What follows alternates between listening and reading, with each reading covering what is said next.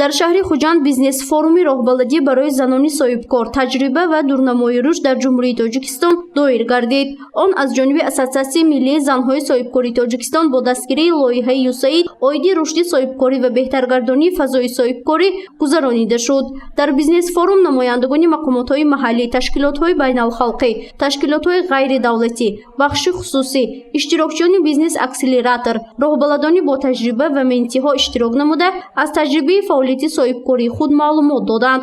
Иштирокчиёни бизнес форум ҳам ҷиҳати иштирокашон дар доираи барномаи мазкур ва лоиҳаи ЮСАИД изҳори қаноатмандӣ карданд, зеро иштирок дар семинару мастер-классҳо имкон дод ки дониши соҳибкории онҳо мукаммал ва фаъолияти корияшон ҳам рушд кунад.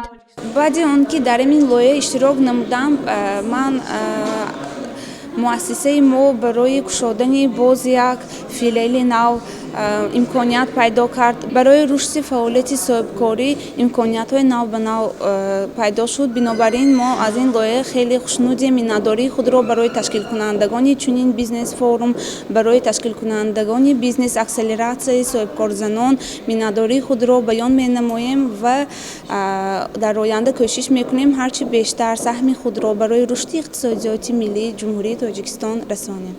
дар назди Ассотсиатсияи миллии занҳои соҳибкории Тоҷикистон дар доираи лоиҳаи ЮСАИД оид ба рушди соҳибкорӣ ва беҳтаргардонии фазои соҳибкорӣ бизнес акселератор барои занон, духтарон ва ҷавонон таъсис дода шуда, ҳоло фаъолияти худро бурда истодааст. Фаъолияти он барои кӯмак расонидан ба занони соҳибкор ва ҷавонон барои инкишофи бизнес лоиҳаҳои инноватсионӣ ва стартапҳо нигаронида шудааст. Инчунин лоиҳа барои рушд намудани бизнеси онҳо, коркарди маҳсулотҳои нав ва баромадан ба бозорҳои нав мусоидат менамояд. Более 20 организаций общественных объединились в единую коалицию, целью которой является разработка национальной повестки по развитию женского предпринимательства.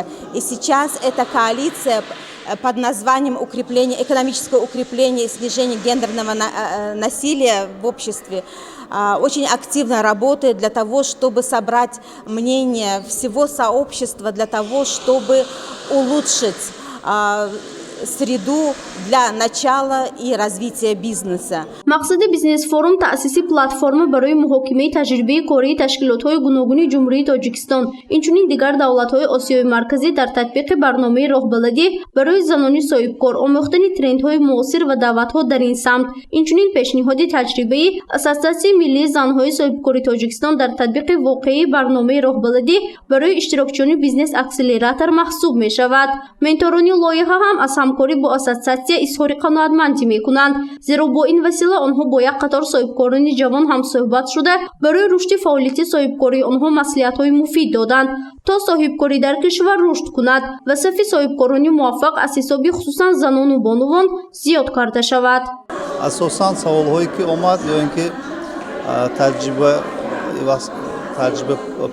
саволҳое ки доданд асосан дар соҳаи ҳуқуқ буд, дар соҳаи андозбандӣ, дар соҳаи ҳуҷҷатгузорӣ, инчунин дар соҳаи